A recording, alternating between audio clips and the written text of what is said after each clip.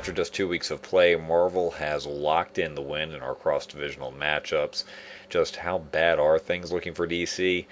Let's take a look at what happened in our Week 7 matchups, and later a look at the big matchup coming up in Week 8. Spider-Man secured his 4th place ranking by taking down the Sons of Krypton. Peyton Manning's record-setting night on Sunday gave Spider-Man 28 fantasy points, more than enough to put him ahead for the win. The final here is 87-73. Peyton's big night also helped S.H.I.E.L.D take down the Scarlet Speedsters. Wide receiver Demaryius Thomas, who hauled in the record-setting catch, made it 2 touchdowns for the night for 29 fantasy points. For the 3rd week in a row, S.H.I.E.L.D wins with triple digits, 107-72. The Jokers just can't catch a break this season, getting flash frozen against the Frost Giants, thanks in part to the surprise trade of Percy Harvin to the New York Jets on Friday, which meant he never got to see a snap thanks to the Jets having played on Thursday. In other words, 0 fantasy points. The Frost Giants hand the Jokers their 6th straight loss, 93-62. The incredible Joe Fixit overwhelmed the Gotham Knights, whose quarterback Jay Cutler had an unexpectedly miserable outing against the Miami Dolphins, earning less than 8 fantasy points. The final here, Joe Fixit 86, the Gotham Knights 53. The only DC win for Week 7 came from my Red Robins matchup against the Avengers. My wide receiver Des Bryant helped the cause, even without reaching the end zone, by pulling in more than 150 yards in receiving.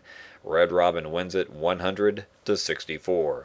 Things continue to hold still in our top 3 with the Frost Giants in 3rd place. The incredible Joe Fixit stays in 2nd. And my Red Robin holds on to 1st place. But that just sets up things for a major showdown in Week 8 that could change all that. My Red Robin will face the 2nd place Joe Fixit. Our teams have only faced each other 3 times in our league's history, with Red Robin getting the win in 2 of those encounters. Both teams currently have 6-1 records, so whichever team wins will be the 1st place team going into Week 9. The struggling Jokers will go against the 4th place Spider-Man, which is riding on a 3-game winning streak. S.H.I.E.L.D will also be going for 4 wins in a row when he takes on the Sons of Krypton.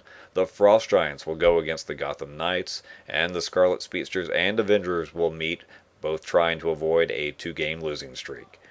After 3 years of DC dominating our annual cross-divisional matchups, Marvel has locked in the win, and in just 2 weeks.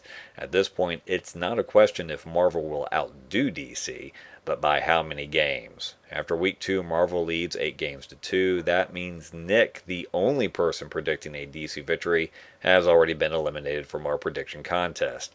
Brandon, Chris, Mike, and Shane are all still technically in the running, predicting a Marvel victory, 8-7.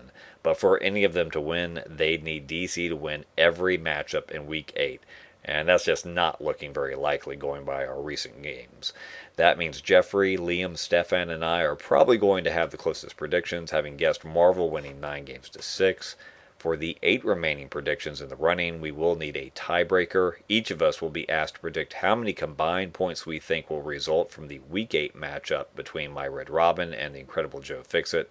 You'll see the details for submitting this in your email. Should be interesting to see if Joe Fixit will take down Red Robin. If he does, we will have a new #1 team in our league next week.